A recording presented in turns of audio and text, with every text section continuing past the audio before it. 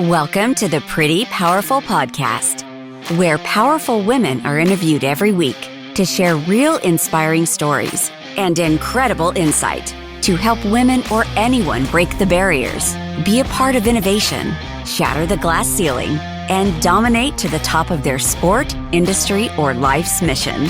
Join us as we celebrate exceptional women and step into our power. And now, here's your host, Angela Gennari. Hello and welcome to the Pretty Powerful Podcast. My name is Angela Gennari, and today I have two very special guests with me for a very cool conversation. So I'm welcoming Rowan Green and Shayla Shaw. Happy to be here. So glad to be here. So I am having this conversation with Rowan and Shayla today because, in full transparency, they actually work with me at Titan Global Enterprises, and they are both ladies of Gen Z. So today the conversation is conversations with ladies of Gen Z, because I think there's so much to be said for integrating a new generation. You guys are the generation coming into the workforce. You are our future of, building our companies and expansion and all of the things that we're trying to achieve at work. You are really the driving influence right now, as the boomers are retiring and Gen X is kind of, in that 40s, 50s kind of time frame. You guys are the 25 to 10-year-olds, right? So anyone within that generation currently is Gen Z.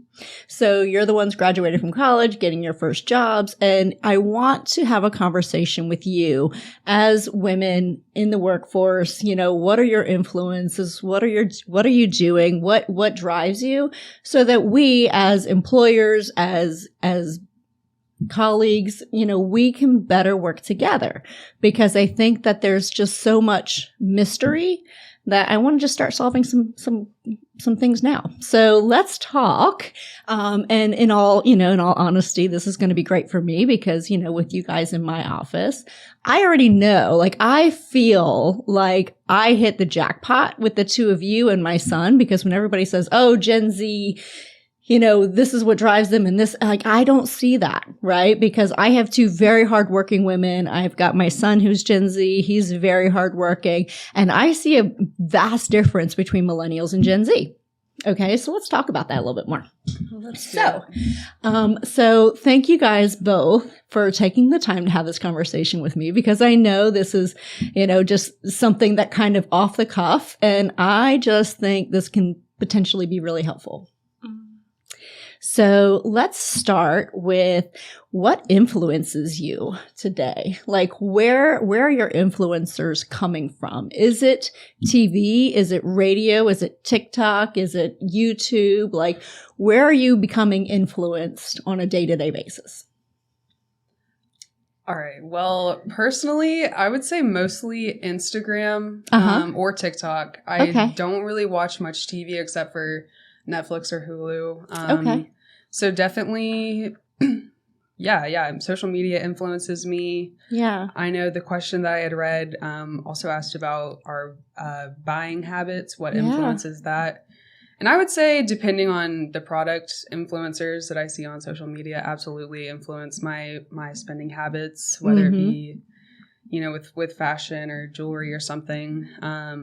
As far as, I'm not about to buy fitness tea or anything like that. But, right. But typically, yeah. Okay. Media. All right. What about you, Shayla? I agree. Social media influencers definitely impact my buying habits. I watch a lot of YouTube and TikTok and Instagram, but I feel like it's important to listen to influencers, actually, because there's always something you can learn, and a lot of influencers are actually certified in their industries. Oh, interesting. So I follow a lot of estheticians and dermatologists and hairstylists who are certified, and I get influenced by them because they are actually professionals. So I really trust their opinions. So when I want to buy a product and I want to know if it's good or not, I ask my friends if they've tried it before, because your friends are also a good reference group, or your family. But influencers, they've tried it, they've decided if they hate it or not, and they might actually be professionals and have really good opinions. So influencers are really the thing. So, because, my generation, it was all about the athletes or the movie star promoting a product. And now that's not really the thing, right? Like that's not moving the needle for you, right? Definitely. Yeah. Okay. I think influencers are more relatable. Celebrities, they got paid to do it. Right. Influencers, they get paid, but they will tell you their true opinion. Okay. But if you see like somebody in a commercial, they're just doing it for the paycheck. But also a lot of creators themselves. I mean, I feel like becoming an influencer is kind of necessary if you're a business runner, just because, really sell any kind of product just because of how prevalent social media is. Yeah. So where do you feel like you're getting all of your news? Are you getting your news also from social media, or do you get it from TV? Do you get it from YouTube? Like, where do you guys learn about current events? I get them from Twitter. Yeah, Twitter. Definitely Twitter. Okay. And people discuss news on TikTok as well. So when something big happens in politics or the news, you'll see videos on TikTok of people talking about them. So that's how I get a lot of my information. But Twitter mostly links like scholarly articles or like newspapers. Okay. So it's basically a newspaper, but you're accessing it on your phone. Yeah. And it's brief snippets that you can kind of see and then decide if you want to read or not. Basically. Versus me, who sits at a kitchen table in the morning reading the Atlanta Business Chronicle from front cover to back cover. Yeah. But also all those channels too pretty much have social media accounts anyway. Exactly. So I feel like you really never miss out on anything when you're getting your news on social media. Okay. Very cool. So influencers are really driving your purchasing decisions. So what about television, Shayla? Do you watch television? I know Rowan had mentioned mostly Netflix and Hulu. Yeah, not much of it. I normally watch Netflix if I watch anything, but most of the time I am watching like YouTube. So do commercials impact you guys the way that I would say they impacted my generation, Gen X? Like, are they a thing, or can you basically just disregard all commercials? Because you can kind of limit them, right? I definitely ignore most of them. I watch Hulu, and most of the time it's political ads or stuff that's not even relevant to me. Right. So they can kind of get repetitive, and I just ignore them. You filter them out. It's easy to not acknowledge them. Okay. I feel like I get the worst ads on YouTube. It's always the most political ads on YouTube. And honestly, the commercials don't really influence me that much. I don't. These days, all I see is just smear campaign after smear campaign, and it's so bad. I don't really. Yeah, those don't draw me into. Yeah, I just feel like it's the worst of humanity. Exactly. It's the worst of humanity when you just see them out there trashing each other, because like that's not how you build a network. You don't build a network in hatred. You build it in finding commonality. Mm-hmm. I agree. All right. So one other question I have: what major world events concern you the most? Like, what's, is the thing that's happening in Ukraine concerning you? Russia, earthquakes, natural disasters. Like, what is it that is most concerning to your generation, do you think? I definitely think it would be climate change and everything that's going on with Roe v. Wade right now. Yep. It's scary. Yeah. And you kind of feel powerless in situations like that. And you don't really know how to navigate them. Mm-hmm. And there's people making decisions for us, and they might not be here for much longer. Like, we have people in Congress who are over 80 years old. Right. But we're going to have to deal with the side effects of the laws they put into place. Yeah, absolutely. I agree with the examples you gave and the examples you gave. And going back to social media. Yeah. I feel like, I'm constantly taking in all of these terrible things happening around the world. So it's hard to choose just one, I think. Personally, though, the situations like Roe v. Wade or, hearing about Democrat versus Republican. Right. Since those are a lot more close to home, yeah, they alarm me more than the situation in Ukraine. Although, of course, I think the situation in Ukraine is worse, but yeah, it's just I'm so far away from Ukraine. It's harder to identify with it. Yeah, exactly. Yeah, so I would definitely say the abortion rights and everything have really, just women's rights in general these days. Yeah, absolutely. Really resonate. Yeah. Okay. Very valid. So how much of the environment is a concern to you? Like, are you genuinely concerned of what's happening right now for your future? I think so. And it also makes you consider whether or not you want to bring a child into the world. Right. Even like, well, if I have a kid, will the earth be here right. long enough for them to enjoy it? So it puts a lot of pressure on individuals. And I also feel like companies should make more of an effort to be environmentally friendly, and government should improve the infrastructure so we can have like more public transit, things like that. So it is very concerning because it seems like it's getting worse quicker than it normally would. So that's our future. That's what we have to deal with. Right.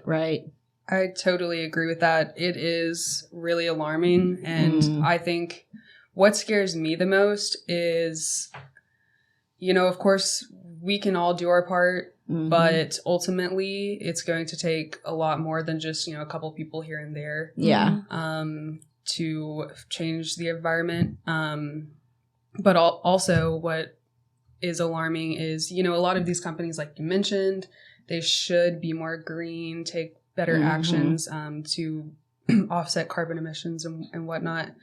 But they lie about doing that anyways. Right. All these companies that say that they're, you know, going green, it's just a marketing ploy anyways. And, you know, it goes back to the top 1% that has all the wealth. I mean, they're using all the resources, again, to gain wealth. And they're not going to give up wealth anytime soon. Right. Over the wellness of the earth. Right. Yeah, I agree. So you almost feel helpless. But I don't know.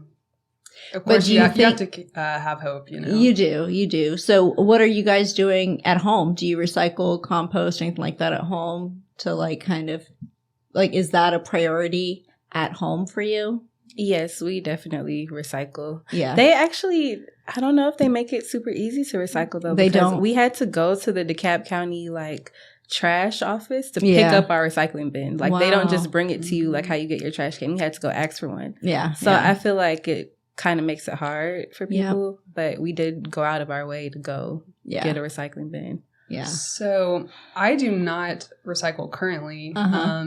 Actually, both of the apartments I've lived in Atlanta since I've been here have not had recycling options. Wow. So, you know, it's been kind of hard for me too. I mean, maybe I could collect all of these recyclable goods and find a recycling plant. Right. I'm not sure where one is though. But when I still lived in Tennessee, I did recycle my apartments. So. Yeah. Well, and I think it's up to, you know, I think it needs to be something that becomes a demand from the residents to say, why aren't we doing this? You know, like our office building, I've mentioned it multiple times to the owners of the building saying, why does our office building not recycle? So, you know, as you guys know, we have a recycle bin in our office and I will take it home and recycle. And then also, you know, like our trash collection company keeps cutting back on what they will recycle. So I'm finding more and more I'm driving things to the recycle facility, like glass and large cardboard boxes and yard waste. I have to drive it to the recycle place because they're making it harder and harder, which, you know, seems to be counterproductive to all of, you know, we made all this progress with, you know, getting companies to be more sustainable and recycling. And then I feel like we just took a huge giant step back because now they're saying, well, it's just not, you know, profitable to recycle glass and it's not profitable to do this. And at what point do we put the planet over profits? Definitely. So have you heard also that I just read this on social media, so it could be untrue, but I read that like almost all of recycling or things that end up in the recycling bins don't even get recycled anyways and end up in landfills. Well, and a lot of things they'll tell you, like I don't know if this is true or not, but I've heard if you put a pizza box in the recycle bin, it actually kind of disregards all of it because you can't recycle a pizza box because of all the grease and the food and the waste in it. And so you know, when people do that, it kind of negates the process. So, anyway, so I don't know how much of that is true, but I just, there's certain things that I know people are not doing, you know, they're not going out of their way to do the right thing. So let's kind of turn away from the environment and world events. What's dating like in the Gen X world, or Gen Z, sorry. Would you like to go first, Shayla? I don't know if it's much different than it's ever been. Yeah. The only difference I guess we would have is the way you can meet people. Yeah. Before, I guess you had to meet people in person or through a friend, but now we have social media and you can end up dating somebody across the country. Yeah. So, yeah. There's no more borders, right? Yeah. So I think how do you meet people? What are you using to meet people? Well, I met my boyfriend at church. So, okay. but yeah, I mean, other than that, you meet people like Instagram, Twitter. Mm-hmm.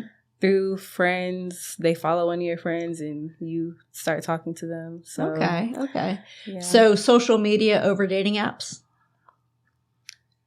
People do use dating apps. Yeah. But have you ever used them? I used them to find friends in my last semester of college because I was like, I want to go out and I want to do more stuff because I didn't really do much while I was there. So I got on there like Bumble to like find people to hang out with, but not like to actually like find a boyfriend. I feel like dating apps aren't super serious. Like people, I agree. Yeah. Yeah, I personally, I mean, as a single lady myself, I think dating is terrible these days. I don't know how it was back in the old days. But dating apps are not my thing. Yeah. I feel like they are very not serious, and not that I'm the type to jump into relationships or anything, but it's just, I guess that level of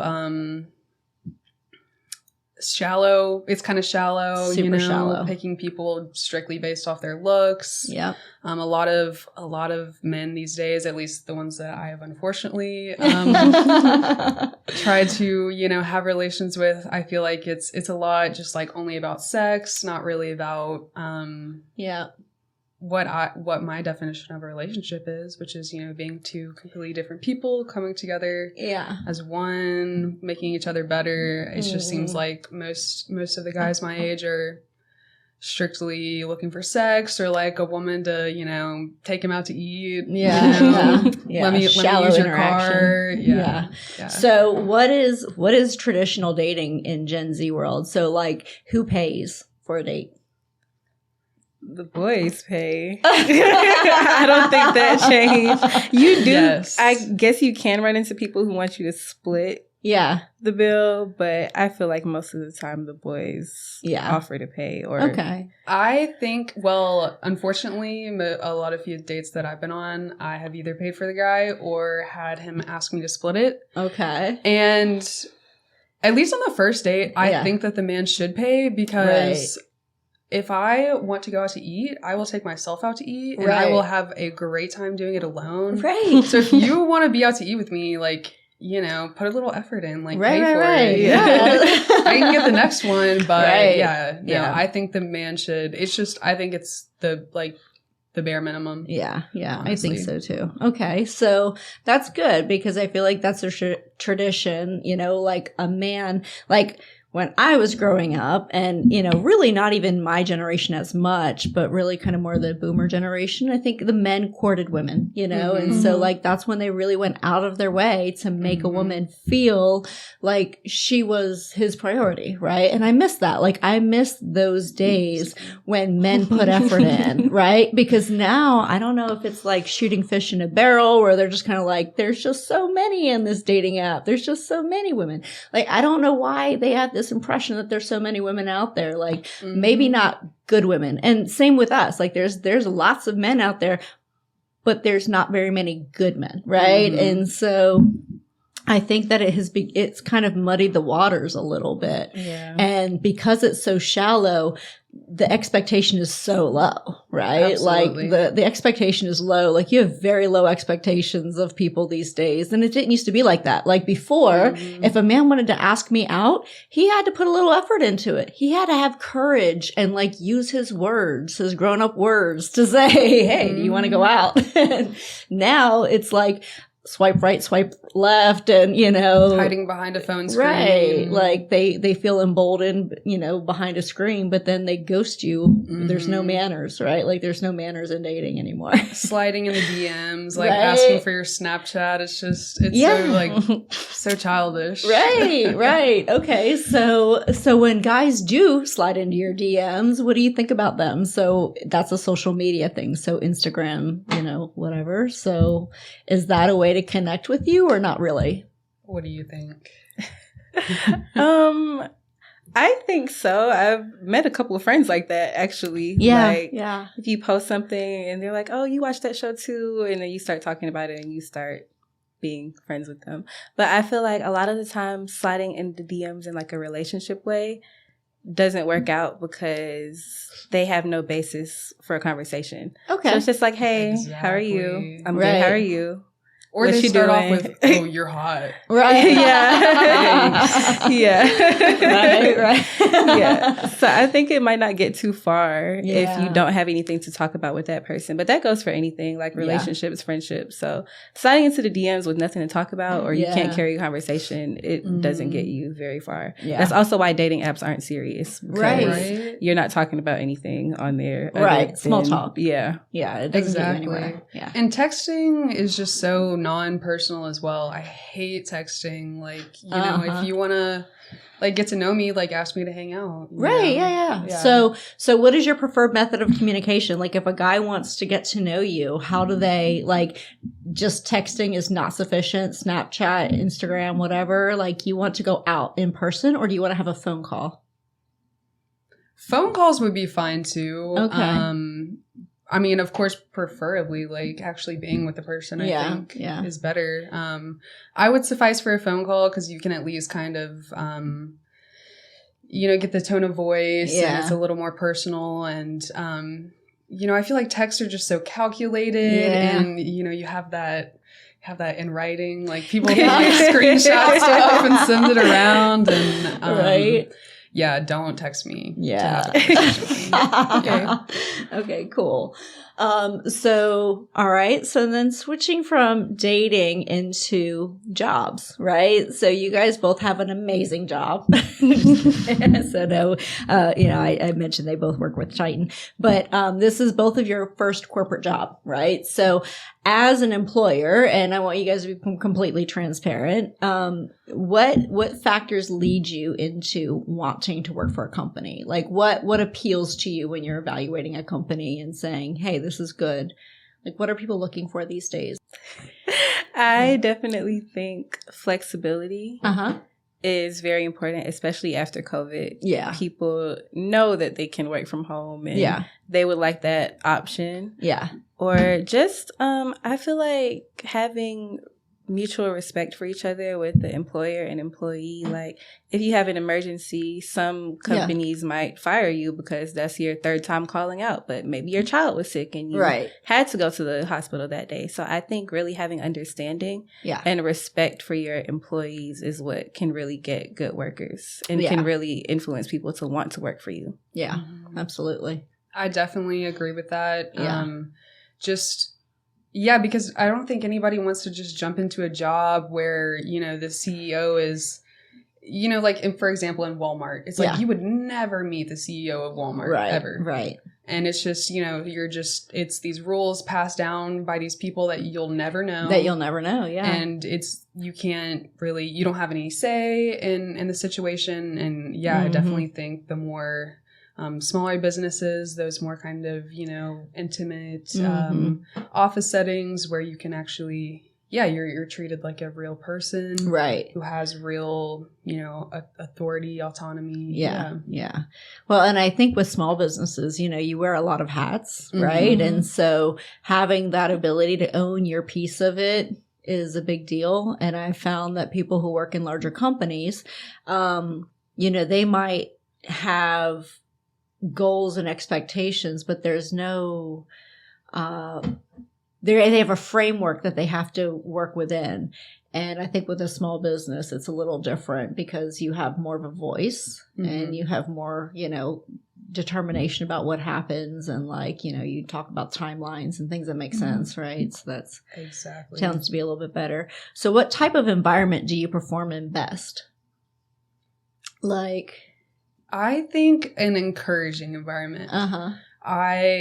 Not that, you know, I need to be like congratulated for doing like my basic duties, but right. You know, I think I've just always worked better in environments where, you know, my boss has been like, hey, like, thank you so much for tonight. You did a great job. Yeah. And, you know, at least when I'm, you know, supervising our employees too, I always try to say that too. And because I just respond to that better, knowing that my work is appreciated. You know, we spend so much time of our entire life working. So it should be somewhere that, you know, you feel comfortable, you feel appreciated. Yeah. Yeah. Okay. I totally definitely agree. Yeah. Yeah. I also think it's good when you know your opinions are heard. And like I was saying already, like when your employer has respect for you, because a lot of people, they get to a certain point in their career and they feel like they can't learn anything else or they know best. And I feel like that is the downfall of a lot of companies. They don't want any further growth, because new people come in and they feel like they can't learn anything from them. Right. So if you can have like open conversations with your employer and they actually value your opinion and want to know how you feel about certain things and what steps you should take, I feel like that's very important. Okay. Very cool. All right, good. So what benchmarks are important to you? So like when you're talking about benchmarks, like for Gen X, one of the benchmarks that we, you know, it's always about the title, the income, the, you know, the status, whatever. That's kind of your benchmark. But I feel like it has changed dramatically, you know, through the generations. So what benchmarks are you looking for? I mean, there's productivity, there's work-life balance, there's income, there's travel, there's time off, there's, you know, what matters to you, or sustainability, environmental impact, community service. Like what is it that moves the needle for your generation coming into the workforce? I definitely think income and work-life balance. A lot of us have watched adults around us, like our parents and other people, just kind of work their lives away. And they never have time for themselves. They spend their weekends taking care of stuff in the house or running errands. And it's like you never really get a break. So, and then it's kind of like they're making that money, but they're not enjoying it. Yeah. So income is important, but actually being able to enjoy it and buy things that you like or travel and spend time with your family is very important. So those are my benchmarks. I like work-life balance and having enough money to not be scared if my bills are going to be paid or not. Right. I definitely agree with work-life balance. Yeah. Just like Shayla said, I feel like so many of our older generation, they pretty much, I mean, their whole life is just work. Yep. And rarely do they get to do things for themselves. Also, I do like the sustainability. I just, that reminds me of when I used to work in restaurants. Working in restaurants that would always give out, you know, styrofoam plates, to-go box versus you know, the little paper to-go boxes. So little things like that too. I also notice and always made me feel better about little environmental changes. Okay. All right. Very cool. So how are you motivated? Like what can an employer do to motivate you guys? So like, or others in your generation. So, like what matters more, like team building? Like how do you connect the culture? I think that what motivates me to do well for an employer is definitely like creating that real relationship with them. Because, you know, if I had a manager that I absolutely didn't respect, I'm not going to do my best job because I don't care what he thinks, because I don't like him anyways, as an example. But, you know, if I like you, of course, I want to do a good job for you because I respect you wholeheartedly. And I just want to put my best effort out there for them. Yeah. Okay. Very cool. Shayla? Yeah, I definitely agree with what Rowan was saying just now and before about when you feel appreciated. I feel like love. Just letting people know that you care about them is what's going to make them want to do things for you in any relationship, like at work or just in family. If people know that you appreciate them, they'll be willing to do anything for you. Okay. So I think that's very important when you feel like your employer actually cares about you and you're not just like a mule making them money. I think that encourages people to work a little harder. Okay. Right. Awesome. So what I'm hearing from you guys is, the way we can really be best employers for our Gen Z is to show appreciation, to make sure that we're rewarding you with some balance, not hard driving everything because, again, you have to set limits because not everybody will set a limit for you, right? Like I will work at 11:30 at night. And I have to set limits for myself and say, okay, after this time, I'm not emailing anyone or I'm not texting anyone. And so, but it is tough because there's, different generations. I think you guys are learning some of the mistakes that have been made ahead of you. You've watched your parents' generation and you're like, yeah, no, I want to do it a little bit differently. And I have full respect for that. And that's one of the reasons why I really wanted to have this conversation with you guys, because I really value both of you as our team, because I feel like we have built a really great team and we work very cohesively together. But at the same time, I want to make sure you're getting as much out of it as we are, like that we are a culture that is feeding each other. So, as companies, as we're building and as we're bringing our Gen Z workforce into our companies, like we want to do the right thing, but I also need to know what the female perspective is. What are your concerns? How are you influenced? What are you getting? Where are you getting your news? Like what, all of the things that we were talking about, because I think that there's just so much value in having this conversation and really understanding you, because I think we've made the mistake in the past of just assuming you're going to come in and do things the way we've done them. Mm-hmm. And, just because, and one of the phrases I hate the most is we do it this way because this is the way it's always been done. Like there's nothing worse than that. So if you have new perspectives, like I think what you guys bring to the table is so valuable, balance, freedom, flexibility, appreciation, like none of those things are crazy to ask for, And so I think just understanding that and coming to an agreement on like, hey, yeah, we can do that. We can, definitely figure out how to provide the best work environment for you so that you can thrive and do your best work. Definitely. Oh, yeah. The companies, they need to get with it because, we are the future. But for sure. Just like y'all were the future at one time, just like, our grandparents, they were working out in the Great Depression when their parents, their moms couldn't even work. Right. It's just the way life goes. Yeah. And remember, we've come a long way because, there were our grandparents' generation where they were out there working in like mines and factories at 13 and, they were really just doing some crazy things that we would never even imagine doing now. But every generation we get better and better. And so you guys coming in and influencing the goodness of, what we can be doing and how we can improve is so powerful. So, all right, cool. So what inspires you? I think just knowing the kind of life that I want to have. Yeah. It really pushes me to work for it, especially now that I'm only 22. I feel like I have my whole life ahead of me and that inspires me because I want to live a certain way and not even just be super rich or anything, but I want to have my freedom and be able to travel and buy a house and things like that. So that inspires me. And that's also why I like influencers too. Yeah. When you see people doing well, it kind of grounds you. So you feel like you can accomplish that because they're accomplishing it. It's not as disconnected as celebrities. It's like regular people from maybe even your city. So I just think that knowing I want to live a certain way and that is what's going to make me happy is what inspires me. Okay, very cool. I would say, I think a lot of other cultures inspire me a lot. Yeah.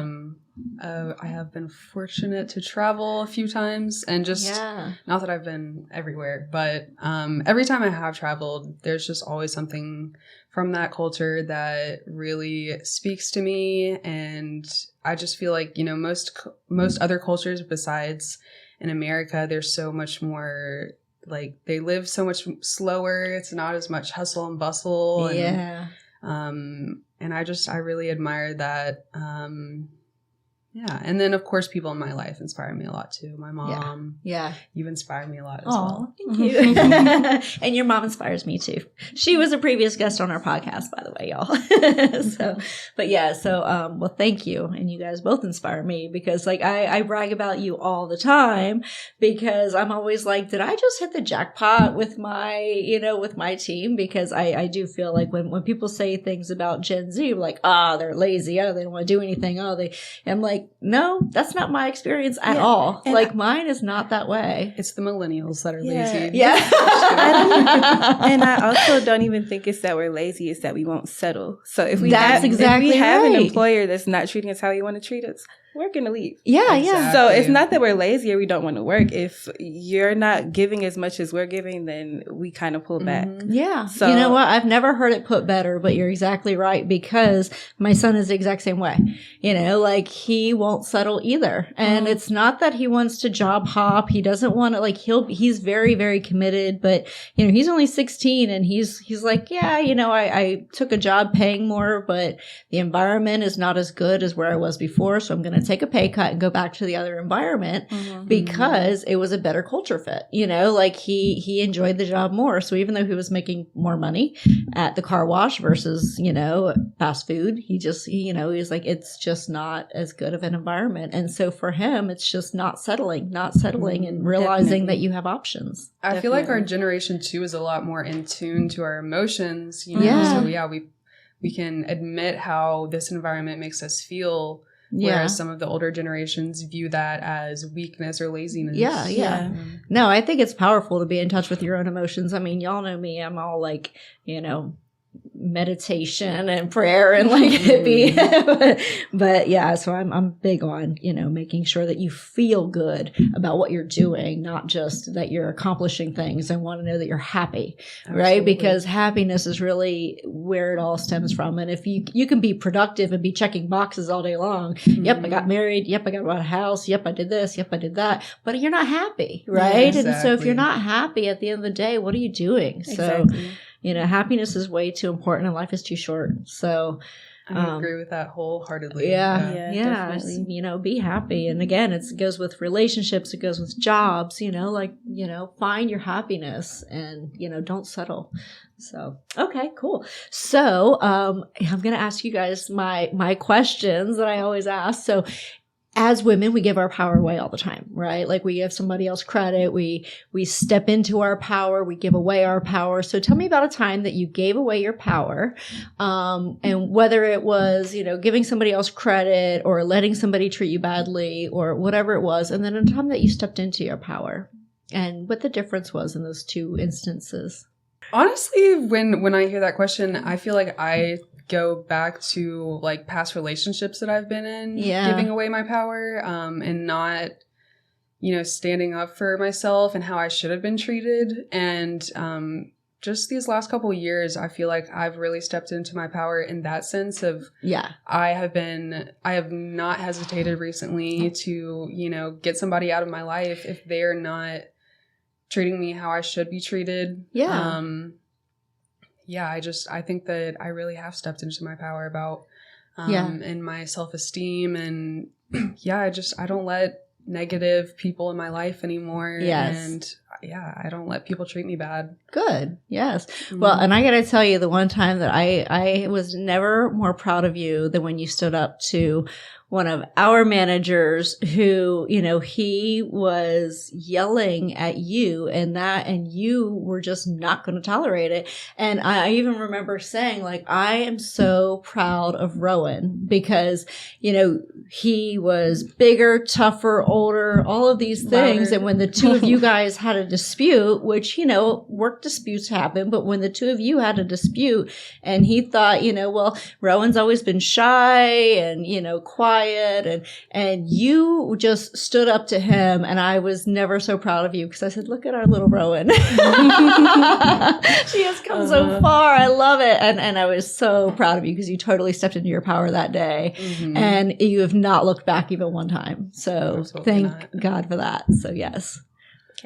Yeah, I agree with Rowan, and I also feel like I've kind of always been good at defending myself if it's a serious situation. Like if it's really black and white and I know that they did something to hurt me and it's very clear. Yeah. But I've had trouble speaking up when smaller things happen. Okay. Because I'm kind of scared if they're going to overreact or they're going to think I'm overreacting. Sure. And it's kind of like you're scared of being gaslit. Yeah. But I have been better at that recently, at just addressing smaller things, because when you ignore the smaller things, they can build up and then it'll eventually turn into a big thing and then you just don't talk to the person anymore.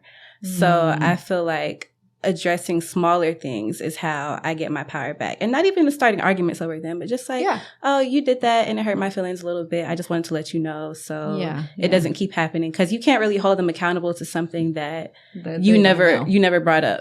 Right. So if you get an argument one day and you just say, well, you did this and this and this and that, then they're like, whoa, where is this coming from? So I feel like when you address smaller things as they happen, just communicating is a way for me to have power, for me to at least know that I tried my hardest. Yeah. I relate to that a lot. Definitely. Yeah. I 100% agree with you, because there's so many times where a relationship will end and the words were never said, right? Definitely. Like, I don't know that. And then it could have been innocent, right? Definitely. Like, you ignored a text and like, I did. Like, you're not even thinking about it, but like, you're like, I didn't even realize I ignored that text. Like, I was just in the middle of a bunch of things, and, or like, hey, you didn't respond to this. And it's like, it's an innocent thing, but somebody else is holding on to it, and you've got to realize that that's, but if you just communicate it, it could just be something simple that like, got it. Like, I'll do better, and a lot of times it is. It's like, I'll do better, just give me the opportunity to know that something I did hurt you. But yeah, so I agree. Okay. So I'm gonna, the advice to your 18-year-old self, y'all ain't far from 18s. Do you have advice that you give to your 18-year-old self? Just that everything is going to work out. And I feel like I've always kind of been hard on myself to make things happen, but God is going to just do things for you. Yes. I feel like if you put a lot of pressure on yourself, you don't want to ask other people, you don't want to even pray about it. But I feel like things in my life that I didn't work hard for, I got. Yeah. So it just kind of taught me that I don't have to depend on myself for everything, and I can let other people do things for me, and I can also pray and just expect miracles to happen, and they're going to happen. Yeah. So definitely like tell my 18-year-old self to not stress. Yes. And you can do not whatever you want, but I don't have to put as much pressure on myself to succeed. Yeah. Yeah. Okay. Very cool.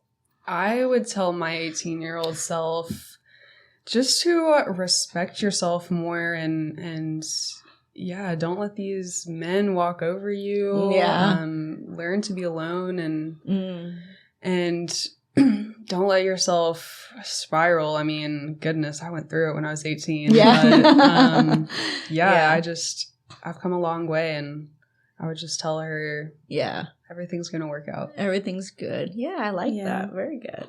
And Shayla, I know you were talking about everything will work out fine, and don't, Rowan and I, so Shayla came in, Rowan's been with me for a little over a year now, about a year and a half, and Shayla is recently hired, and Shayla was like the hands down winner when it came to the interview. Mm-hmm.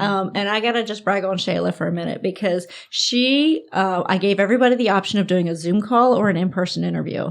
And of course, most people chose Zoom call, right? Because that's the path of least resistance is what most people will choose. And to me, that's the least desirable person who's going to go that route, because to them it's I don't want to work too hard for this, and that tells me a lot, right? Mm-hmm. That tells me a whole lot. So not only did she choose the in-person interview, she came in a suit, looking fantastic. She came looking like she was ready for the job she was about to take. And then the most powerful thing is during the interview, she said, I just want somebody to give me a chance. She asked for the job in the interview. Nobody does that. Nobody does that anymore. It's a power thing. Mm-hmm. You were courageous enough to come in here and say, I want a chance. And like when Rowan and I talked about it, because Rowan and I had both interviewed Shayla, and we were like, yeah, I mean, she's the one. Like, she's the one. She's the culture fit. And, you know, we try to be fair. We're like, we should interview men and women and all ages and all this and all that. But it was, you know, we want to make sure that we had the best culture fit, and it was an easy choice. So, but yes. So, but and of course, Rowan was brought in as, we have a mutual friend, and she was like, you got to hire this girl. She's just moving. She's just out of college and she's moving to Georgia. I was like, listen, just because somebody's relocating doesn't mean that they're going to be the right fit. And so I hired somebody with a lot more experience for the role, and then created a role for Rowan. And Rowan not only excelled in the role she was given, but she also excelled in the other person's role. So that person, when they left, it was such an easy choice to like put Rowan into the more advanced position. So I hit the jackpot with y'all. I hit the jackpot with y'all. So I appreciate you more than you know. And I just want to thank you so much for all that you do. And I have one last question for you. What do you wish more people knew?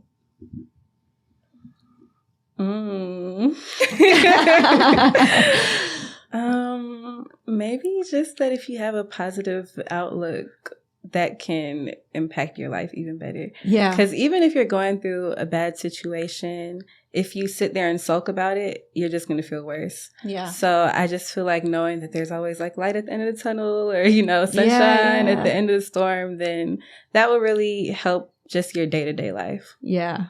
Okay. I like it. Definitely agree with that, kind of along the same lines. I just wish, you know, everybody knew that we're all going through it, and just, you know, interacting with everybody kindly in your day-to-day life is probably like the smallest thing you can do to really make a difference. I just wish people would spread more love. You know? Yes, I'm with you. Well, thank you, ladies, so much. I'm so thankful for both of you, and I'm so grateful for all of your guidance and advice and insight into Gen Z. So thank you. Thank you for having us on. Absolutely. Well, thank you so much for joining us for another episode of the Pretty Powerful Podcast. We hope you enjoyed this one, and we'll be liking and subscribing for future episodes as well. So everyone, have an amazing day. Thank you for joining our guests on the Pretty Powerful Podcast. And we hope you've gained new insight and learned from exceptional women. Remember to subscribe or check out this and all episodes on prettypowerfulpodcast.com. Visit us next time, and until then, step into your own power.